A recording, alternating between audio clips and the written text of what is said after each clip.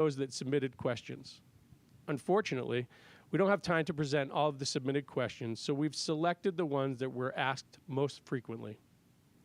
I'd also like to point out that while we've temporarily removed our masks for filming today, so you can hear us, we are socially distanced and strictly following safety protocols.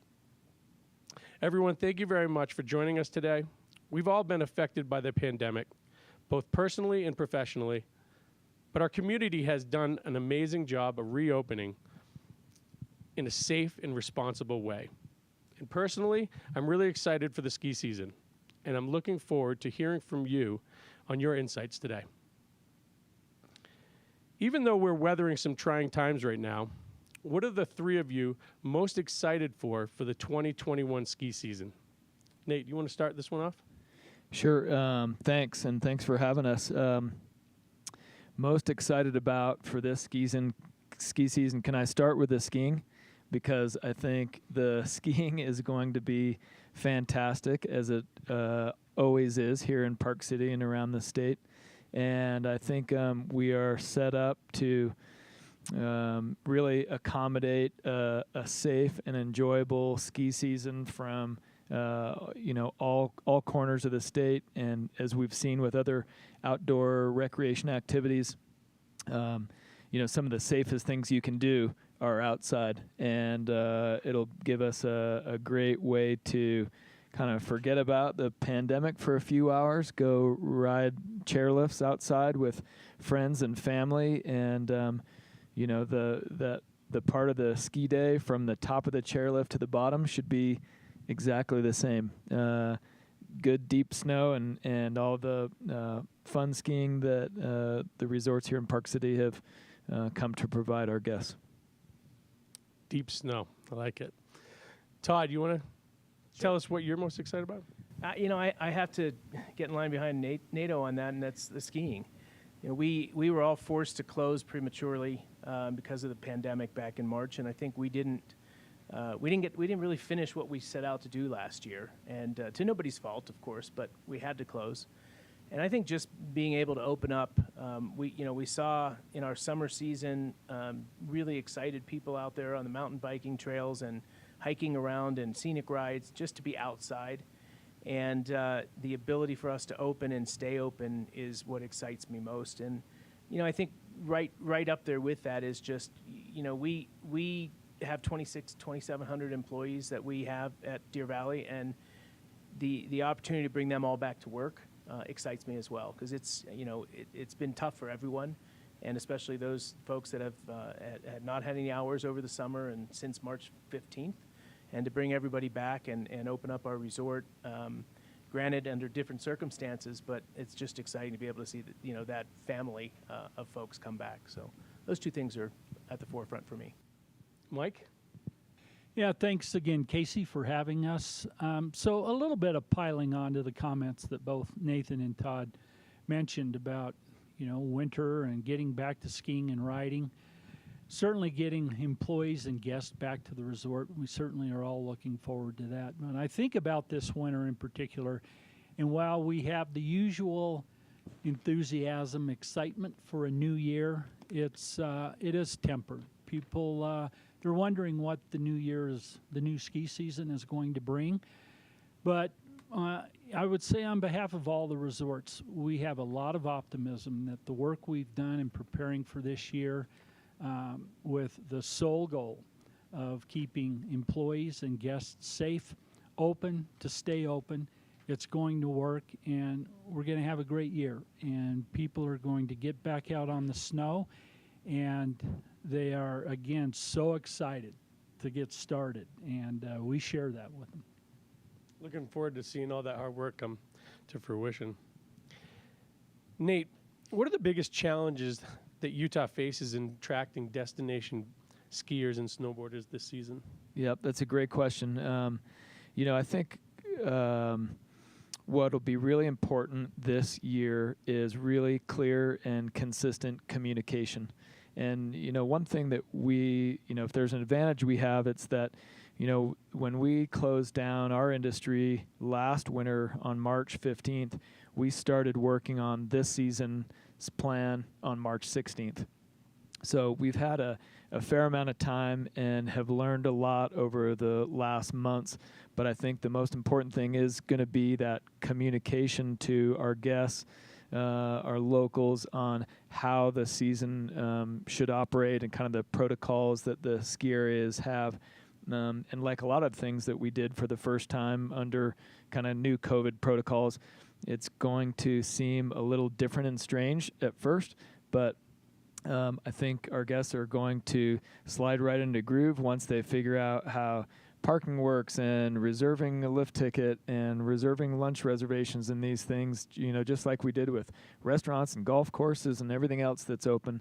And once we get that underway, I think we're going to find ourselves slide right into the groove and have a great ski experience this winter. What are some of the wins each of you would see coming out of the pandemic for the ski season and the ski industry? You gonna start with me? Yes, sir. I think the biggest win would be opening, keeping people safe, and remaining open through our scheduled closing date. Right? If we can do that, then that would just be a huge success for all of us. It means that our employees and our guests are paying attention to the protocols, the safety protocols that we've all put in place, that they're being respectful of each other, and that we did all the work ahead of time to make it safe for people to experience that. Of course, Mother Nature we'd love that she bless us with 400 inches of snow again, but we're ready to do everything else, and I think the success will be remaining open through the season and seeing all those smiling faces of local pass holders and folks that are coming in from out of town, whether it be Epic or Icon pass holders, our respective resorts, all of those folks coming in and having the great experiences that they're used to, albeit different this year, but not that we can't continue to deliver those great experiences. And I think if we can do all that, then it's just a win for all of us. And it'll be a win for the economy. It'll be a win for all the people that live here and in the state of Utah, and it'll be a win for the people that come and visit us. Absolutely. Mike, what do you think some of the wins that you see coming out of the pandemic for the ski industry? Well, certainly, I think we would highlight the success of reopening in the summer for the resorts as well as other businesses, and that took a lot of work. And it certainly was an example of businesses, our employees, the terrific work they've done to keep one another safe and healthy, as well as guests as they've come back to the resort. And our guests deserve credit as well for following protocols. But I think that's been a win. And it doesn't always feel that way, because as we see spikes in cases that we're going through right now, it makes you ask the question, are we doing everything we should be doing, and are we doing the right things, taking the correct measures? But I think we answer the question that in fact we are, because we are seeing that those practices are working on behalf of employees and guests, and that so many of the spikes, as we have learned from our local and state health departments, are happening outside the businesses. So I think the businesses are doing the right thing. We need to continue to do that, and that goes back to Todd's point. That is what is going to enable us to get open and then have a process in place, protocols that are sustainable, and we stay open. And that is job one, to stay open, keep everybody healthy. Amen to that. And Nate, what are you seeing as far as the perspective on the statewide and the industry with everybody in the state? Yeah, well, if summer was any indication, I'd tell you that the desire to ski is not the issue. We saw our national parks as full as they've ever been this summer. If you're around town in Park City this summer, you saw plenty of people here, there. So it's really going to be managing the guests that show up in a safe way. But we're really excited. There are certainly some challenges with our destination guests being able to get here or having that desire, is, not everybody is comfortable right now flying on an airplane and coming here.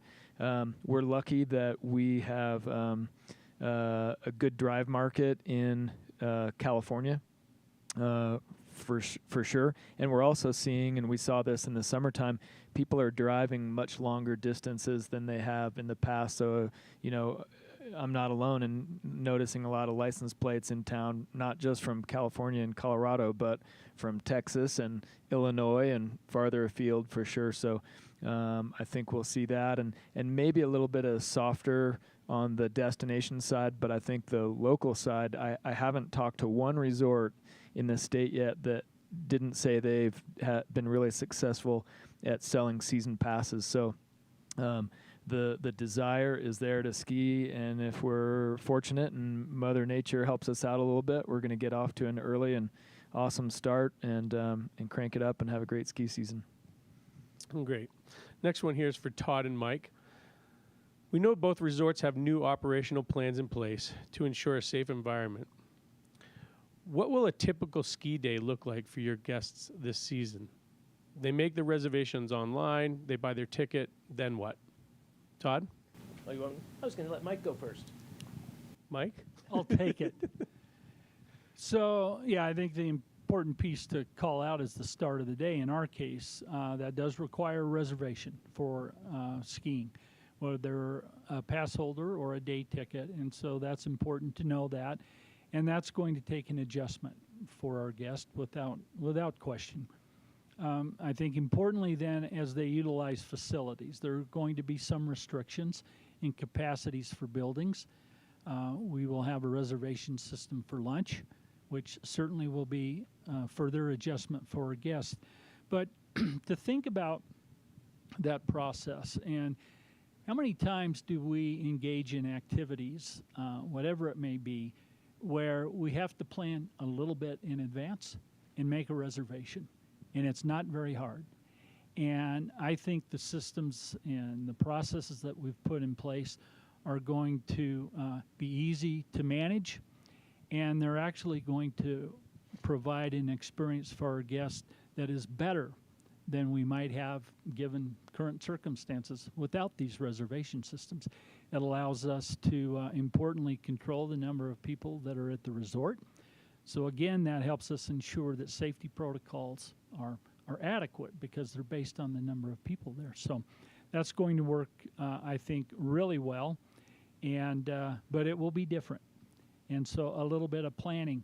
And the thing that I always emphasize is that little bit of adjustment gets you to the chairlift, and once you're loaded and you're on the mountain, it's going to look just like it has always looked. Mm-hmm. All of the lifts will be open, terrain will be open as soon as conditions permit, just like a normal winter.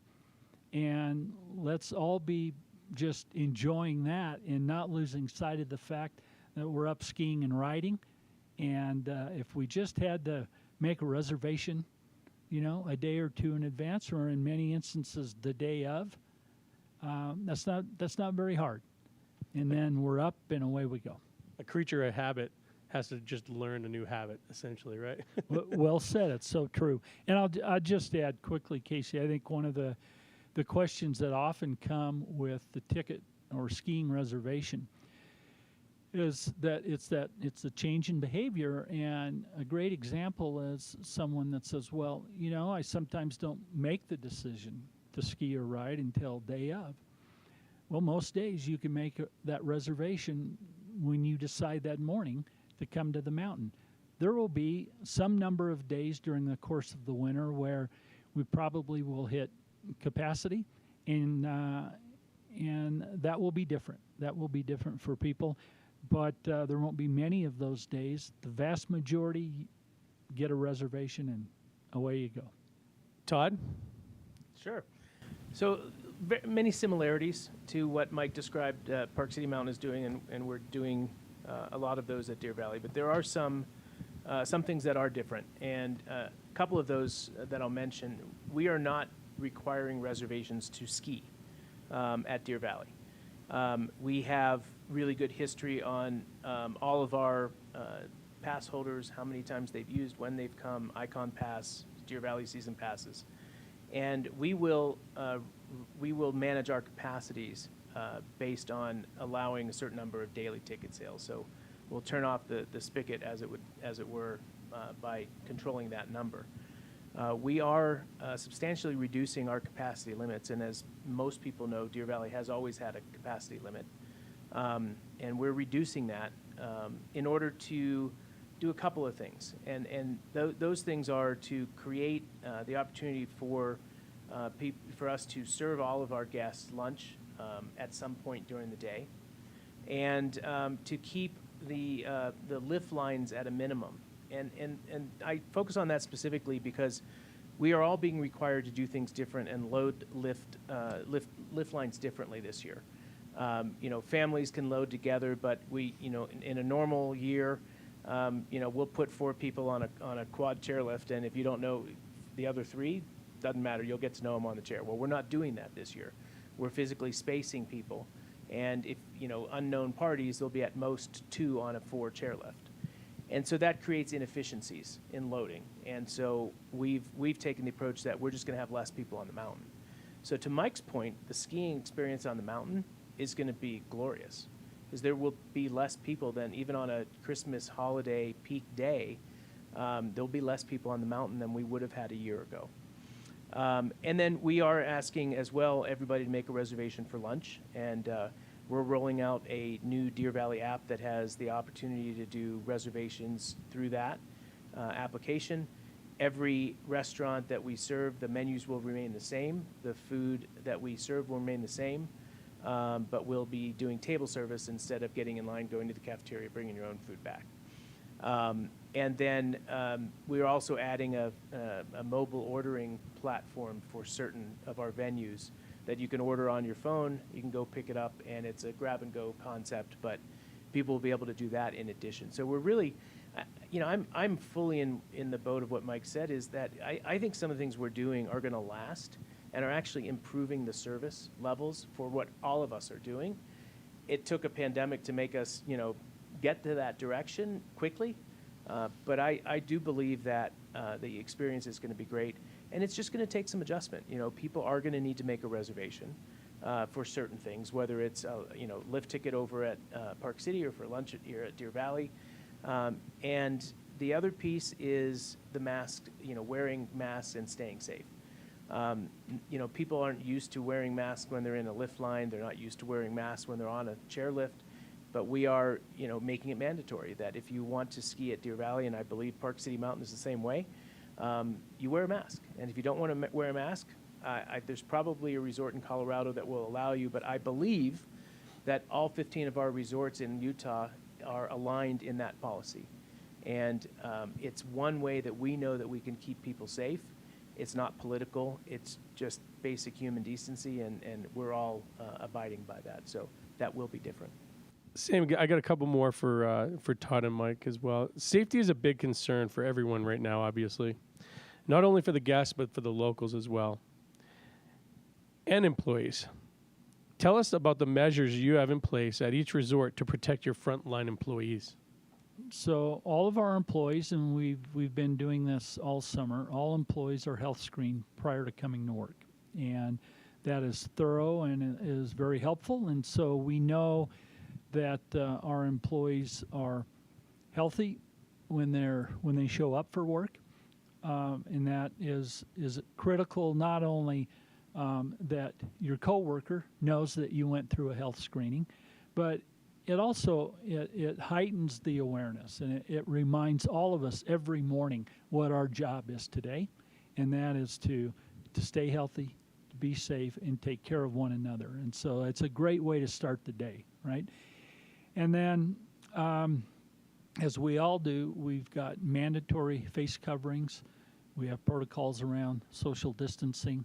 We've severely limited access into our employee buildings, locker rooms, break rooms, etc. We monitor those to ensure that we can maintain, again, social distancing. And then right out onto the mountain, the interaction, whether it be at a lift or in a restaurant, we've created space and created operating protocols that enable our employees to exercise that distancing and wearing face coverings all day long while they're at work. And then, to the extent we can, we provide our employees the guidance and reminders that when you leave work, you still have an opportunity to do all that is right to keep your coworkers safe. Because what happens tonight, you bring home or you bring back to work with you tomorrow. And be mindful of those interactions the next day. And so the best way to manage that is be thoughtful when you leave work and practice those same things.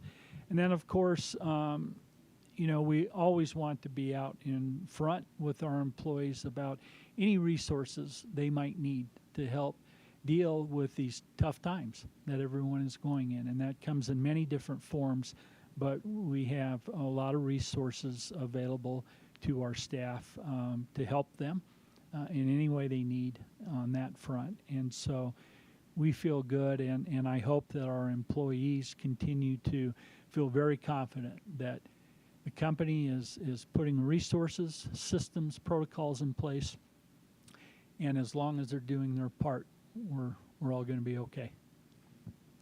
Todd, you want to hit on that? Or? I think Mike said it quite eloquently, and there's just 2 points that I would I guess harp on, and one of those is we're both large companies, owned by large companies, and we have the playbooks and the protocols, and we've got a 200-page document from Altera that gives us all the base guidelines for what we should be doing. But each of the resorts then takes that and say, this is a minimum standard, and where do we need, if we need to do something different to adhere to a state or local ordinance, then that is over and above. So we have all of those things, and we'd spend the next 3 hours talking about that. And that's all done to take care of both our employees, our guests equally, and make sure they stay safe. The one thing that I would say, though, is, we both went through the summer operations, and I think between the two of us, we probably had 250,000 transactions on the mountain, between mountain bike riders and lift riders, and it's a lot of people coming through. We had 0 cases that could be traced back to either of our resorts, and I think that goes to the business conversation and what we've all been doing to stay safe. Since we've closed, we've had 12 employees test positive, none of them at the resort, and we've got a mini department set up now just for employee support and making sure that they're taken care of and they're doing the right thing. If they are tested positive, we have a 2-week sick leave policy now that any employee can get compensated and just for them to stay home if they don't feel good with this COVID related pandemic. But each of those 12 went to a function somewhere that was not paying attention to the protocols, and they all got sick. And that's, to Mike's point, we can't stress that enough, is what you do at home is your responsibility, but you have to remember what you bring back from home. And so we can do everything in the world we can do to keep everybody safe at work, but it's those folks and those guests as well that come to us that aren't necessarily paying attention to the protocols, or just went because it was a family thing, and all my families, we all know the stories. But each one of those that got sick, and fortunately, our employees that did get tested and tested positive were smart enough to pay attention to the protocols, and they stayed home when they started not feeling well. And so we've had no breakouts of any sort at the resort. But it's all of those opportunities that people have, and we just ask our employees to just remain vigilant and smart about what they do when they're not working. That's really important. I like this next one, and you hit on it a little bit already, Todd, and I'm just going to have you answer this as well. Have you found any surprises while developing your new operating plans? Any lessons worth sharing? Or are there any technologies and new ways that you found to operate that would be helpful to share with other businesses to help them out this winter? I would say the surprises that I found are things that we're doing today for the pandemic that may be more long-term. and that we may find that they work so well that we should just keep them. And it's not about reducing service or change. It's really about how do we elevate the experience throughout this pandemic. And I'm glad you asked the technology piece, because technology plays a huge part in all of the things that we're doing. And one of the reasons that we are not doing reservations is our systems at this point are not at the same level as Vail Resort systems are. And they have the ability to take a reservation and directly tag it back to the gate or the scanner, so it may be, so that if a guest doesn't have a reservation, they actually know at point of entry that they don't have a reservation. We don't have that technology today. So we said, yeah, we're going to do it a different way. But on the food and beverage side, as an example, we're putting all new systems in all new point of business in this as well. But how many times you've gone to a restaurant in the last 6 months where when they give you the check at the end of the meal, there's a little QR code on the bottom of it, and you can pay by just by that QR code and not have to give a credit card or any of that. Well, that technology was available before, but how many of us used it before the pandemic, and how many of us are using it today?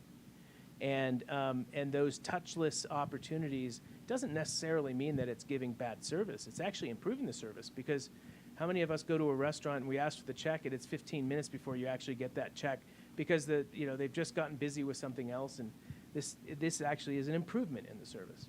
So I think there's a lot. I think my answer to that is, as we've gone through all of these different processes, we've learned about things that can maybe stick around for longer, and how we can use technology to even improve the experience for the guest and the employee.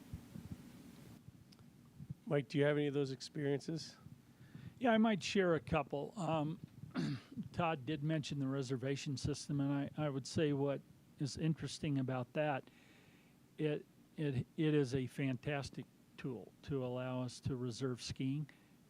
We didn't build it in anticipation of anything like this. Let's just say that. And but fortunately, it was in place for other purposes, but easily transitioned into this important use. And it's going to be very helpful, and guests will know in advance if they've got a spot or not. That's going to enhance the experience given the circumstances we're dealing with. And the other thing that we both, Todd and I both alluded to earlier a little bit about, our learnings so far.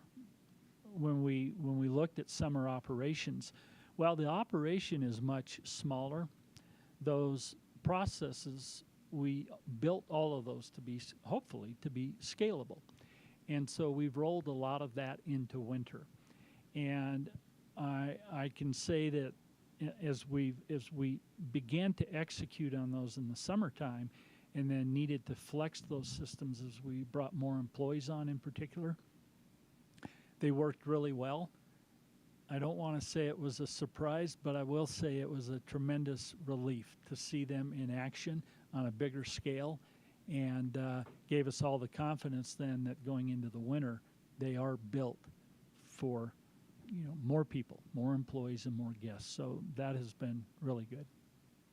It's like learning a new business all over again. You came into it and said, I got this. And then it's a whole nother challenge. Nate, have you seen anything with new ways of operating or technologies that will lend itself to the pandemic and maybe beyond? Well, Casey, I think these guys both hit on it, and really they represent two companies in this state that are on the forefront of technology, both being bigger companies. And I think they're both right. We're going to see some of this roll over into future years that just make the guest experience better, whether it's pre-purchasing of passes, the days, nights before. The only other thing maybe I'll mention is, and it's also technology related, is a place like Snowbird is going to require reservation for parking. And I know that has been like with both these resorts, anytime you're implementing a new technology, there are challenges that come along with it, but I think they're learning a lot. And Park City isn't immune to some traffic challenges and parking challenges either. And I hope that with some of these, some of the things that the resorts are implementing this year, maybe it helps out with some of those challenges in the future because, the pandemic's going to go away. Then real quickly, the traffic is going to come back. So I'm hoping that with some of the things that we learn, we'll be able to be in a better position moving forward. That's great. Just got a few more here we want to get to. How do you think the new operating measures will impact overall visitation to Park City and for Nate and to the state? These guys could tell you better than I would. They're on top of the reservations. What I'll tell you that we've seen summer statewide, talking to other tourism partners, is really last-minute bookings. So, we thought the booking window was short as it was, but we're seeing people in hotels fill up days out instead of several weeks out. And I don't think the winter's going to be immune to that. So we're just going to have to be really agile and be able to scale up and scale down quickly. But I'm looking forward to a great winter. I think, like I said before, the desire is there to ski, and these ski areas are going to deliver a great product. I agree. Beyond the operational protocols that you've put in place this season, are there any new features or experiences at the resorts that you're offering this season, Mike? Well, yeah, I think so much of that, the answer to that question goes back to the things that we've been talking about. I mean, that's a fair amount of change for the guest and employee, but we keep going back to the same mantra, if you will, and that is, be safe together. Everybody has a role in this, and there is going to be change, and exercise just a little bit of patience, and as we like to say, be part of the solution, right? Help it work, and it will work. And we have every reason to believe that it's still going to be a fantastic winter. And so that's what we focus on. Safe, and let's have a great winter. And Todd, what's the mantra for the ski season at Deer Valley? I think Mike just said it. He So, did.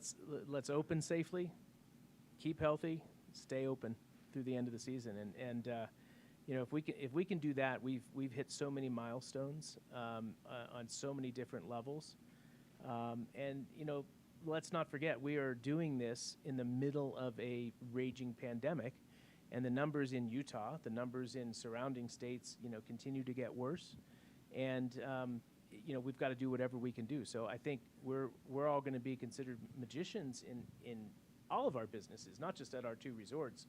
If we can stay open through this winter and keep everybody safe, that's what we need to celebrate. Any technology with a snow cloud? Yeah, it comes from the water. We're saving that for next year. Yeah, we don't want to spoil the show. Well, Nate, Mike, and Todd, thank you so much for joining us today. I know this is a really busy time of year for all of you, and I appreciate your time and willingness to share your insights and information. While it's going to look a little different this year for winter skiing, I think we're all looking forward to a really a great ski season filled with snow and respect and all that good stuff. So now that we've heard from our recreational experts, we want to give a brief update from Summit County Health Department, which has been leading the charge through the summer and fall, keeping Summit County locals, businesses informed, helping to stay safe, to stay open. So welcome to the chamber members and everybody involved in tourism here. It's such a pleasure to be able to represent your county government as we participate in the Tourism Fall Forum. It's an understatement to say what a year. We started off with such a strong tourism season, and then March hit with all of the activities around COVID-19, and certainly Rich Bullough and I, myself as the county manager, Rich as the health director, have been fully engaged in that since. But the thing that we're really encouraged by is that you guys have been as well. From day one, everybody involved in our economy has been involved with us in dealing with this emergency. It's an ethic of this community that I knew about. Having been here 5 years, it's certainly been a pleasure to work with you all, but this year especially, because everybody's rallied around everything that we've had to do as regulators, and really in order to make sure that business still happens, we're doing it safely, and we're making sure that we're ready for our busiest season of the year. So to get into a little bit of detail on and his impressions of our year so far, and really to look into the future of what's coming, I'll turn over a couple seconds to Rich Bullough. I'm Rich Bullough, the Summit County Health Director, and I'll echo what Tom Fisher, the county manager, just said as far as partnerships. The partnerships in this community from the time that I arrived as health officer about 10 years ago have really amazed me. And I think it's those partnerships that have been established for a long time with businesses, community members, communities themselves, that have allowed us to respond to the COVID-19 crisis really in step. And that's been very, very impressive from the time that COVID-19 hit in March. We really have worked as a team across the county to begin to mitigate this as best we can.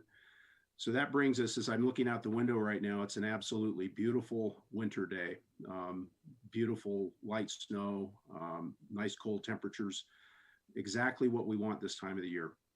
And so that makes me happy. What does give me pause, however, is that these cold temperatures obviously drive us indoors. And so I would say that we need to, at this time, especially with rising COVID cases in Utah and across the country, we just need to be extra diligent. And it is a moving target all the time, and the guidelines are moving all the time. And so the take-home message that I would share with everyone is that the orders, the health orders, the guidelines, those are just a base. They give us an idea of what we face and how to respond. But the important thing is our personal responsibilities and actions. And those don't change with the orders. And those things include cleanliness, social distancing, very, very important, and obviously face coverings. And so, we're, with respect to the ski industry, skiers are oftentimes used to wearing face coverings, and I think that's going to work very well. But I think we need to be really diligent and really smart and very conservative with respect to the risks that we take. And again, the orders are going to be changing, but the fundamentals don't change. We're super hopeful that we have a really successful and safe winter season. And I think we have a shot at that if we continue to work as partners. So with that, I'll turn it back over to Tom. Well, and thanks a lot for that, Rich. The main thing that we want to express as we go through this, certainly specifically in regards to the pandemic and our response to that, but your county government is here for you. Whether we're providing essential services around law enforcement or plowing roads, certainly public health, and our response to all things around being healthy, our business and land use regulation. And let me hit on that for a second, because, as we come into a new season, there's not a bad idea out there. If there's an idea that you have in order to be safe in your business, bring it forward and let us evaluate it. We're working hard to make sure that ideas get processed quickly, and answers are given, and that we can be as creative as possible to keep everybody open and everybody operating as best as possible. So the main thing is, on behalf of the county council and all the county employees, is let's keep working together to stay safe and stay open. Thank you to the county for that great update. We appreciate your hard work and the hard work of our community and business leaders to help us stay safe to stay open. The last segment of our Tourism Fall Forum is a look at how the Chamber Bureau is marketing Park City this winter season. We've got Jim Powell, our VP of Marketing, here with us to share how we've changed our message and our strategy to make sure that Park City remains winter's favorite town. Before I get started, it's important that I acknowledge that the development of Park City's marketing and promotional strategy could not have happened without the hard work of our entire team, as well as all of you who participated in the Marketing Council or on one of our marketing advisory committees. Now, as you can imagine, the last 8 months has been a dynamic time for our team. As Casey mentioned, we've adjusted our strategies to account for the impact of the pandemic on our community. This summer, we refocused our objectives by taking a measured approach to our marketing and our communication efforts. This resulted in a thoughtful strategy that communicated a welcoming message while speaking to the importance of visiting safely, which also includes, of course, our mask requirements. As we developed our winter marketing strategy, we benefited from everything we learned over the summer and fall. We were also able to take advantage of the qualitative data made available by the tourism industry and our partners, including the Utah Office of Tourism and Ski Utah. All of this helped us shape our plans for the 2020-2021 season. Before diving into the details of the strategy, we wanted to share with you a refreshed look at our objectives. For the organization, our role is to promote overnight visitation to Park City and Summit County during the pandemic, while continuing to monitor the impacts on our residents, businesses, and workforce. More than ever, it's crucial that our organization is in lockstep with the community and that our efforts to drive tourism are received positively.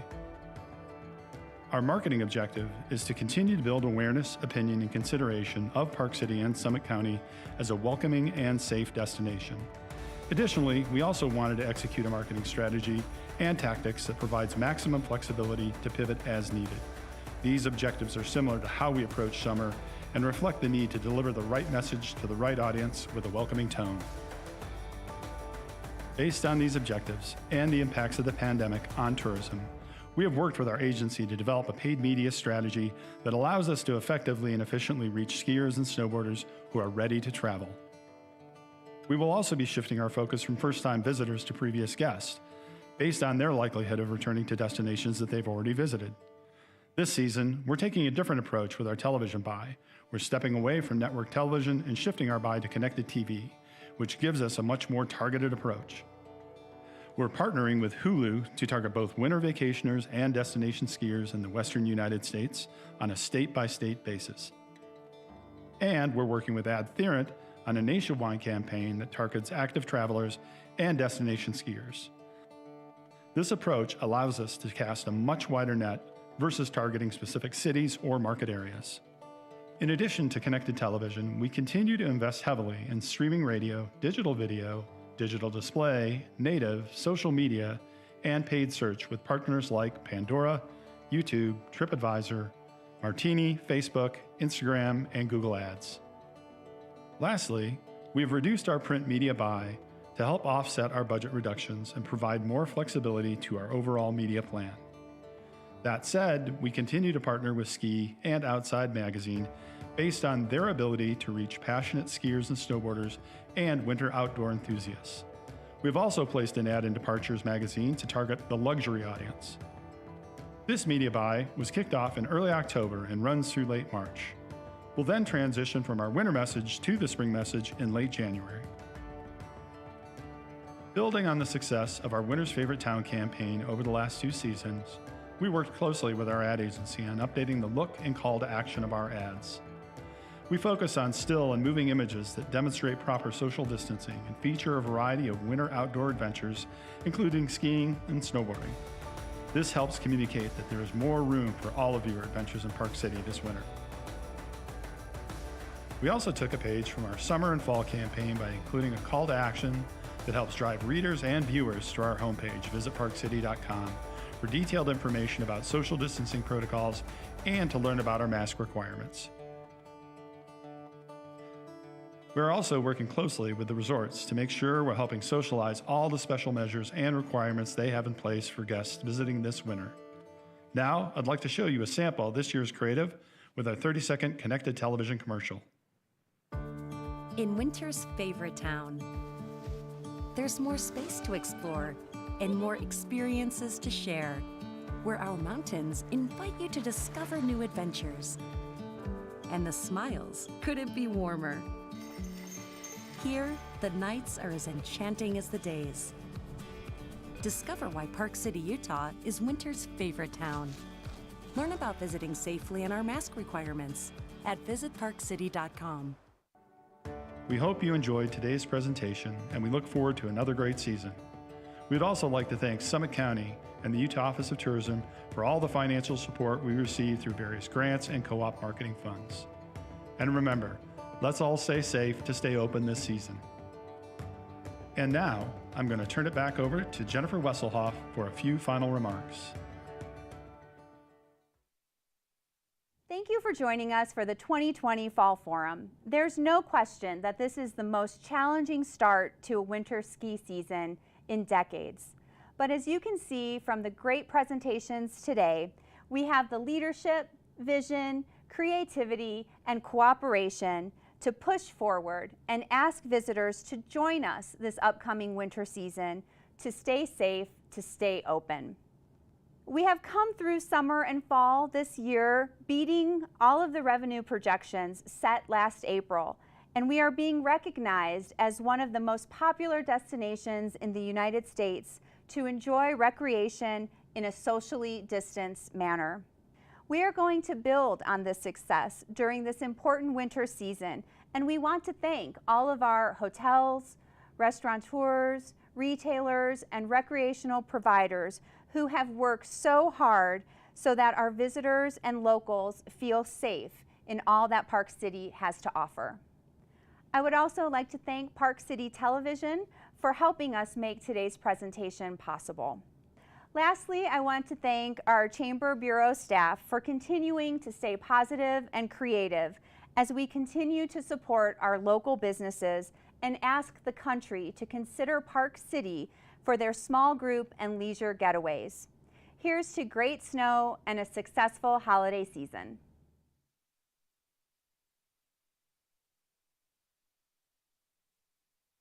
Hi, I'm Lindsay with America First Credit Union. I'm the branch manager of our Park City location here inside the market.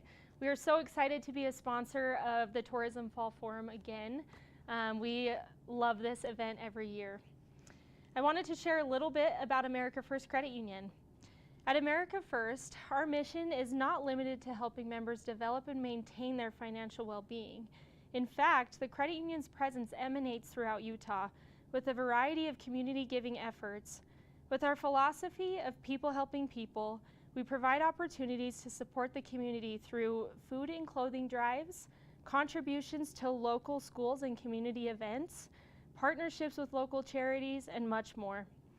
Our employee volunteer program, The Greater Good, offers a planned, managed framework that motivates our staff to effectively donate time and resources to the communities where they live.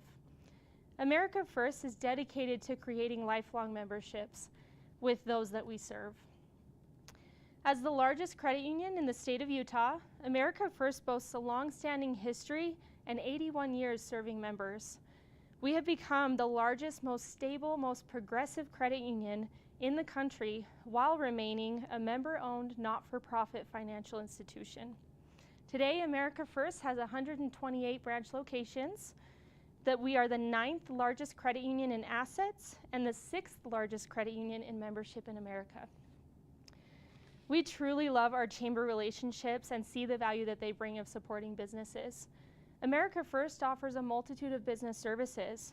We understand that no one company is alike, which is why we offer several different options to let you manage your day-to-day work your way. We have a team of specialists that work in coordination with your local branch managers to help you find success. We offer merchant services, commercial lending, SBA services, equipment machinery loans, and business visa products, and much more. The bottom line is that America First Credit Union has your bottom line in mind, which is why we offer products that will be flexible for your business needs at rates and terms that make financial sense for any company. We're so thankful to be here and excited to participate in this year's Fall Forum.